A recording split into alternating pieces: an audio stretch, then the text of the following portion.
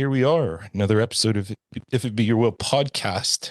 Um, Today, very, very happy to be reaching down to Boston, and I'm pulling in T.W. Walsh to come and talk about his music. And not only his music, but he's also this audio engineer, which we're going to get into because you can feel this on this latest record that he just put out called Wilderness, came out in August 2024.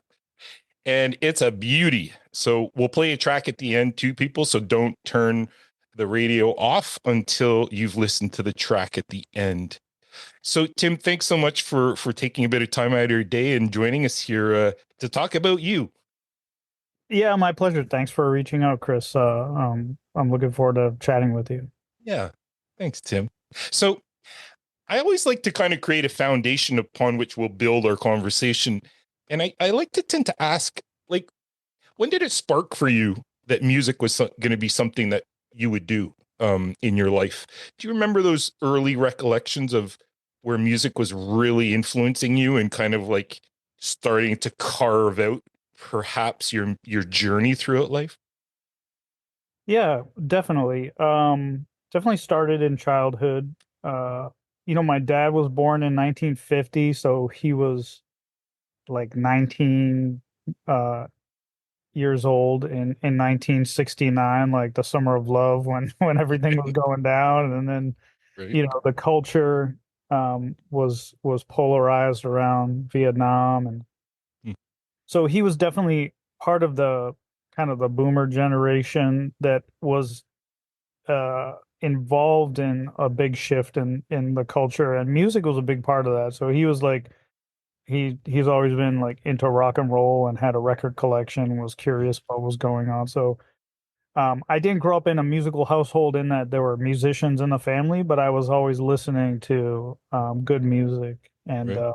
some of the early artists that kind of connected with me were what he was playing at the time in like the early 80s, mid 80s. Like he's always like Neil Young and the Police, Talking Heads, bands like that, Elvis Costello and the Attractions. So kind of new wave Mm-hmm. and classic rock, the Rolling Stones were early influences. And then like in the mid 80s, I was born in 75, so in the mid 80s kind of hip hop started happening early mid 80s, and um music at that time, pop music was, they were experimenting a lot with like synthesizers and drum machines. So like those early influences, I think I recognize now they all really kind of stuck with me. Yeah. And it's Yeah. thanks to my parents, or my dad in particular, like having good taste in music and just being part of that Yeah. um generation and culture. Yeah. It was a very interesting age too. Eh? Like I grew up in early seven. Well, I was born in early 70s and then into the 80s, and kind of that transition that took place in music where it was shifting so much in the 80s into the 90s. Um, when you first started playing music, what were those experiences, Tim? What was your first kind of band that you started to be involved with? Yeah, when I was about excuse me, when I was about 12 or something like that, I saw um the concert film The Song Remains the Same Mm, by Led Zeppelin. right. So that was another band that was just like, you know, playing in the house. And so my dad had a nice hi-fi VHS Mm, player of CR that had stereo audio, so he would hook up the audio to our stereo system and be playing the sound of the video through the big hi-fi that we had, the big speakers, and would watch these concert videos like The Song Remains the Same and mm. Stop Making Sense Cool. by Talking Heads. And he also had some other cool ones that were like, it was like Lou Reed around Mm, the New York record, and he had like Neil Young, A Crazy Horse concert from around like the era of trans when he was using the vocoder and stuff like right, that. right. So in the 80s, I was watching these concert videos, and there was something about about John Bonham in Led Zeppelin that really captivated me. I was just like obsessed with the drums in Led Zeppelin, and so that's when I started playing drums. Was at the age of 12, and that was my first instrument. And I played drums in bands for a couple of years, and then over time, I started like around 15 years old. I started playing a little bit more guitar too, and writing songs and stuff.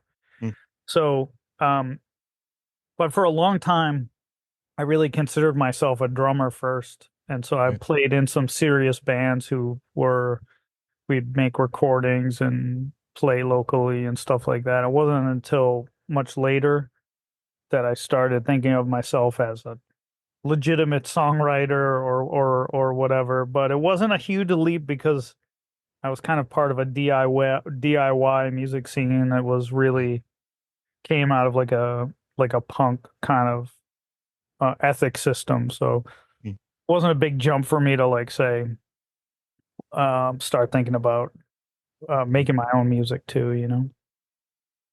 And what do you consider one of the main tipping points in your musical career where things changed dramatically? Like, do you remember those times of, I mean, I'm sure you've had more than one just because you've been doing this Yeah, for a long 40 time. almost 40 years or something. Yeah. I mean, it's Yeah, an amazing catalog you have of records and artists that you played with, Pedro the Lion and Tom yeah. Lowe. I mean, what were Thanks. some of those points where wow, like it started to amp up? You know, you went to that next level with music. Do you remember those first occasions where that happened?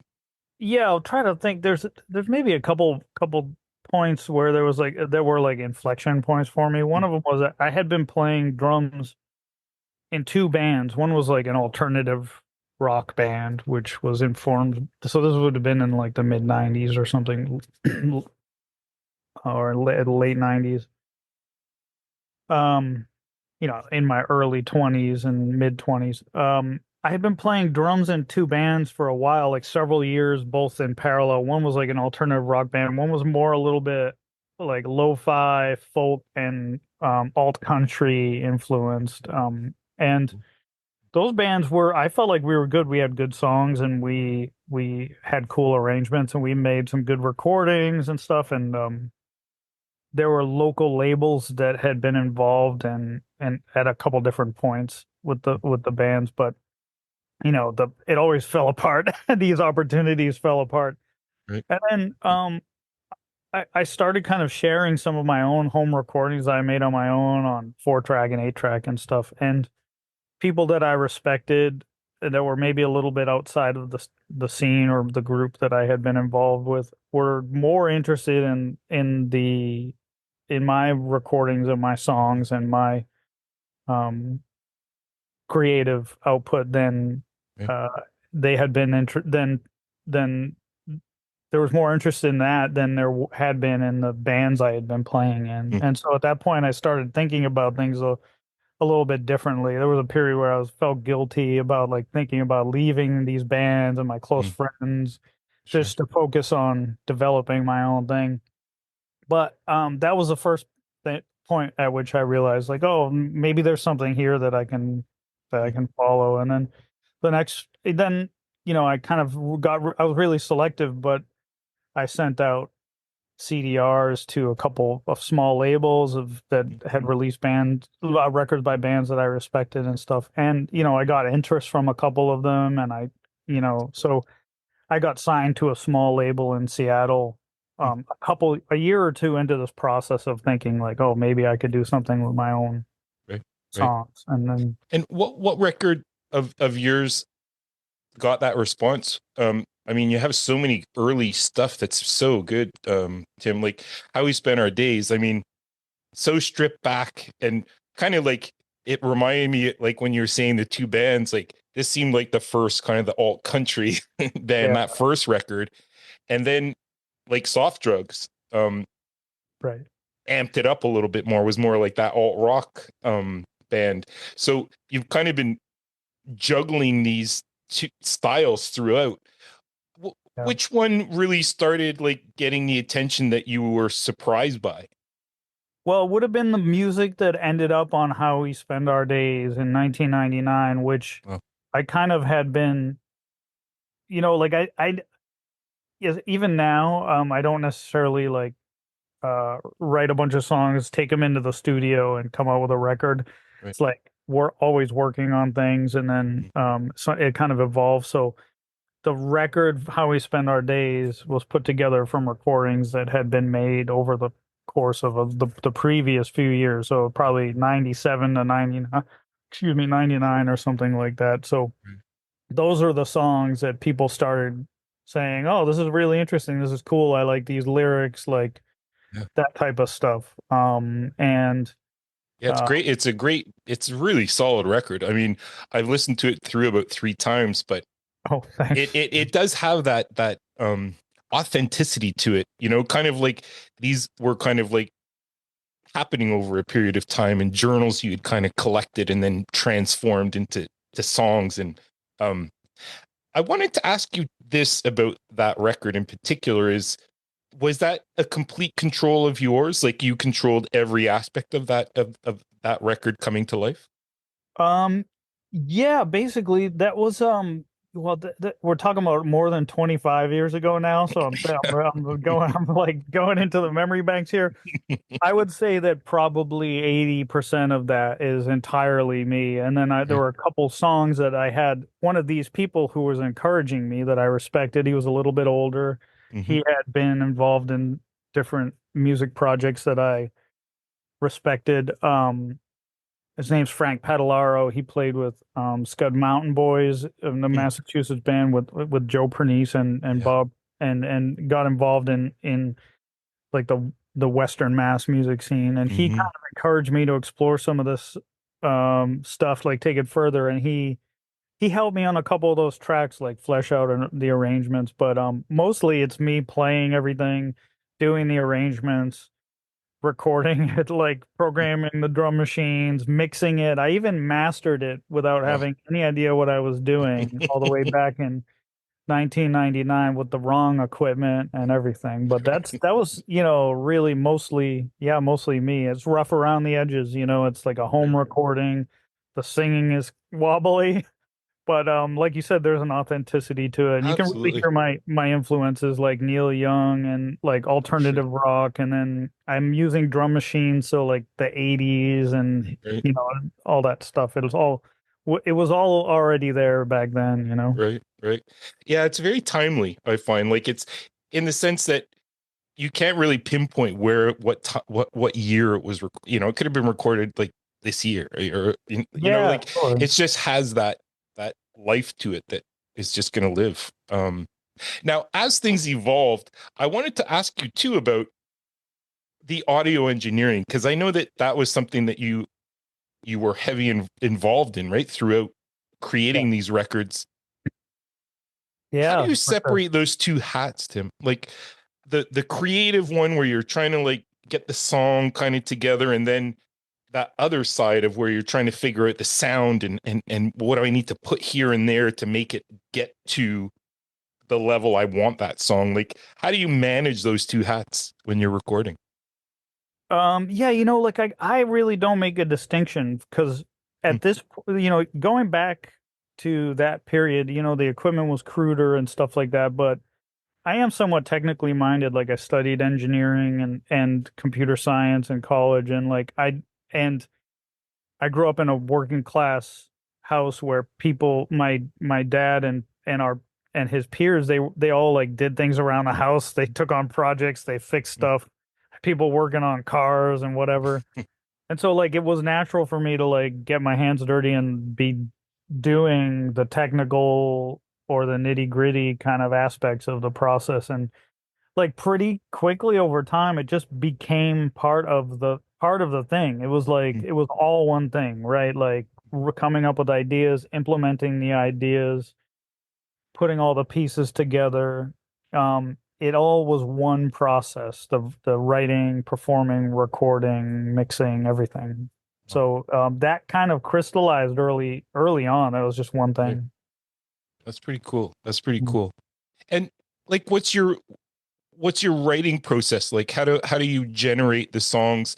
And let's look at the latest record, Wilderness. Like, how did those songs come together? And maybe fill in a bit, like, what's your writing process like, your creative process to get those songs down? Good question. So I think it's been an evolution over the years. Like previously, when I was younger, it might have been, and this might have something to do with the technology and how that's evolved, but used to be like, okay, you sit down with a guitar and you write a song and you write the lyrics in a notebook and then like you finish it and then you kind of then you take it into the other room and like try to set up the microphones or whatever, Right. But Mm, at a certain point, it was becoming clear that with the software that we have, non-linear digital audio workstations, you have a lot of like software instruments, and effects mm, in the software itself that um, you can do things kind of out of order, mm. and you can leave something and come back to it without having kind of lost a lot of progress. So I really leverage the computer and the software to facilitate me working on a project over a long period of time, but kind of keeping the optimizing the workflow. Right. And then if I'm looking for a consistent sound across all the songs, like I was here, like leveraging the technology to help me do that. So Mm, I kind of do all of the writing, especially on this project, the writing, the recording, the mixing and mastering all in one process. And mm. it worked really well. And I think I'm probably going to be working that way, like into the future, kind of having a template that I can use for the whole project. Yeah, absolutely. And do you find that there's a thread that attaches all these songs together? Um, I mean, just listening to it, I do feel that the order was thought about very meticulously. Maybe I'm overstating, but it feels like the sequence was really thought about and how one song led into the next. How did you create that thread that runs throughout all these? What do you have? 7 tracks on here? Yeah, Yeah, 7 tracks. it's kind of a weird number. Like it's not quite. It's Right. longer than an EP, but shorter than an album, right? But it Yeah. kind of was appropriate for people's attention span and what I was trying to get across. So Cool.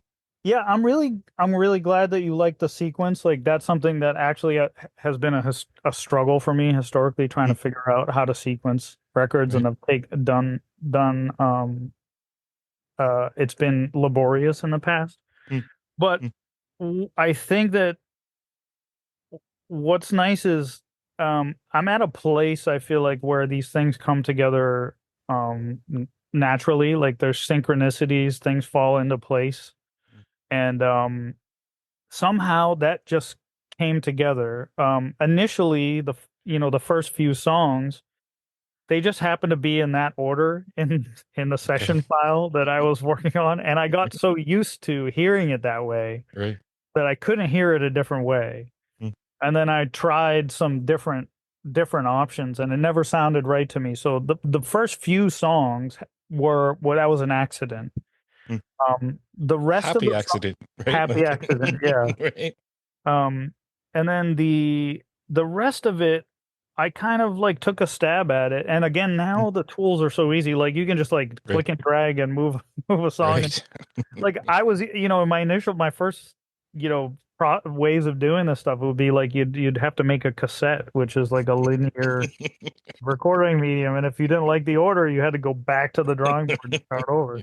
For sure. So now it's just so easy. But Mm, it really did just kind of fall into place. Like basically the first thing I tried seemed right, mm, and I think that if you open yourself to those possibilities like of synchronicities and ease and happy accidents happening, then it happens, yeah. Yeah. Amazing. Yeah. Um, and I mean, this record came out in August, so it's had some life out there in the Yeah. ears of your listeners. What's your takeaways from this record after kind of getting a bit of distance? I mean, it hasn't been that long. It only came out in August, but having that distance and kind of having it out there for people to listen to, what surprised you about what you got as feedback? You know, you put something out there, and like, what came back to you that kind of surprised you about this record? Um, that's a great question. I well, one thing is that I've really kind of disengaged from um it's not that I don't value people's opinion and how Mm-hmm. it's received, but I've disengaged from it from the perspective of like how that impacts my view of myself or my self-worth. So Right.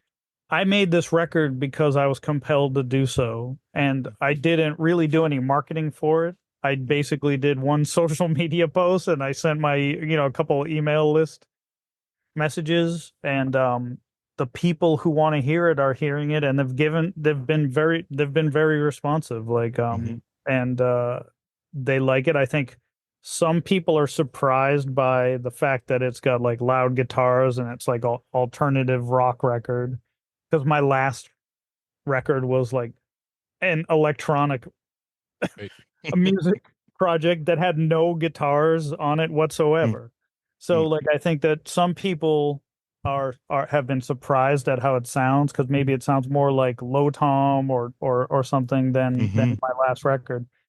But then other people just all take it in stride and like and appreciate it without questioning it or being, surprised by it. So I'm grateful that people are so open-minded. Whether or not it's different than they expected, they still seem open to it and Mm-hmm. be able to appreciate it. Yeah, absolutely.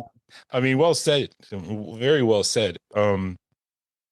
Because you do put it out there, and then people do what they want with it, right? You Yeah, can't control those kinds of things. So you have to kind of have that.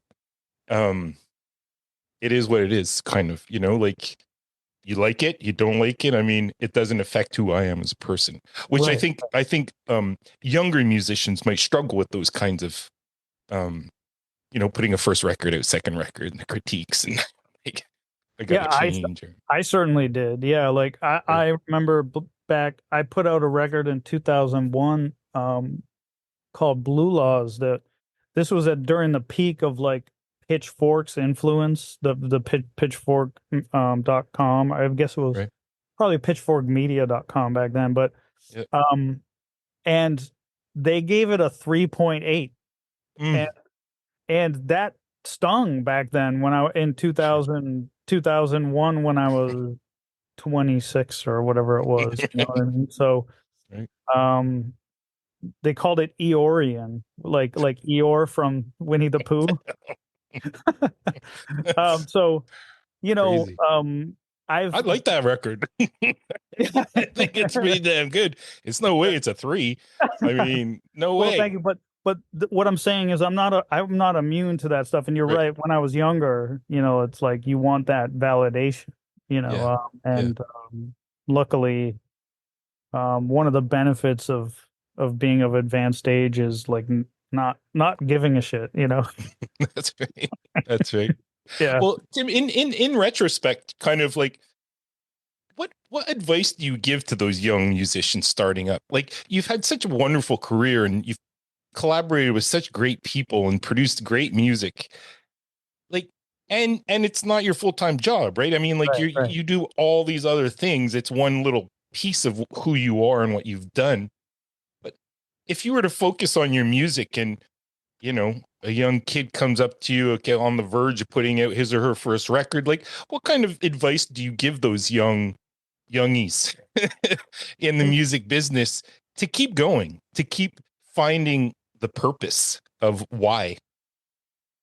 Yeah, these are good questions. So actually, I've got three children. They're 20, 23, 21, and 15. And Mm-hmm. the two older ones, the brothers, they're musicians and songwriters and multi-instrumentalists. And so I've had a lot of opportunities to have these conversations with them and kind of share my experience. Mm-hmm. Um, and I would say try to stay tuned into the purity of that compulsion, the creative compulsion, and the creative impulse. Yeah. Um, make art and music, and when you feel compelled to do so, and make it for yourself. And it's easy for me to say that now, really, because the music industry has collapsed anyway, right? Like there's really almost no music industry to speak of. Right. So there's Right. not a lot of opportunities anyway. You have to be even luckier than you did back 20 years ago, which there was a lot of luck involved back then. But I tell them, don't force yourself to generate ideas when the compulsion, the desire to do so isn't there. Mm, It's a waste of time, and you feel bad about yourself because you're gonna come up with stuff, but it's gonna suck, and you're gonna hate it, and you're gonna feel bad about yourself. mm, So wait. It's not like wait for inspiration to strike, but know when to work based on whether the energy is there for it, and make what you want to make, mm, and uh don't I mean, that's the best I can do, because in a lot of ways, the world is so different than it was when I was their age, that I don't really know what it's like to be in the shoes of a young person or young creative person. In mm. some ways, it's like, an amazing situation because there's no barriers to distribution. You can get your stuff out there to the entire world at the click of a button. Like Right. with this record, this like collection of songs, Wilderness, I finished it on Wednesday night and it was out on Thursday. Hmm. You know what I mean? Yeah. So Well, that's really cool. there's no barriers. Just express yourself, and Mm. do it because you're compelled to do so, and don't do it for any other reason. Some wise advice for sure. I like to it connects to that what you were saying before about nowadays it's easier to produce sounds and music, and like you can move things here and a click a button there, and like you can start to generate, and then the sharing is also a lot easier. But Yeah. it has saturated the industry with so many artists, and much more like artists, like bands seem to be almost a relic of the past. Have you noticed that in like I look at the charts, you know, every month, and you rarely see a band anymore. It's always just individual artists. Yeah, I saw a Rick Beato video about that a couple weeks ago. Even at the top, the highest level of the charts Yeah. is that way, and it goes all the way down. I remember when I was young, I was tormented about choosing to use my name or not as my artist name, because I had been using a band name up until the point where I got signed. I was using the name Dirt Bike as my Right. band name, very in 90s indie rock band name. But it wasn't cool to be a solo artist back then. It Yeah. definitely seems like it's flipped now, Yeah, it has. which I don't really know what that's about. I can tell you, being in a band and navigating the interpersonal dynamics and the economics and the logistics of all of that, getting together for practice and Yeah. everything, it's a hassle. So I can see maybe it's like more of a logistical thing than anything else. Yeah, it could be. But there's something special about a band, Hmm. the identity of a band, and the energy of these different people coming together, Yeah. which it's a shame. Hopefully it'll come back, in the Yep, culture. yep. I mean, maybe it's just these webs, ebbs and flows that we have in life, and that eventually, because you're right. I mean, a band, when they're clicking, there's nothing like it. I mean, there's nothing like Magical. it. Yeah, yeah. Yeah. It's And much cooler than if like there's a singer who's paid a bunch of guys to be right. on stage with them for that night or for Yeah, that month. exactly. You know what I mean? Yeah. Exactly. So amazing. So, TW Walsh, what's coming down the pipe for you? So the record came out in August. What could you tell us about the future of your music? What does 2024, 2025 kind of look like for you?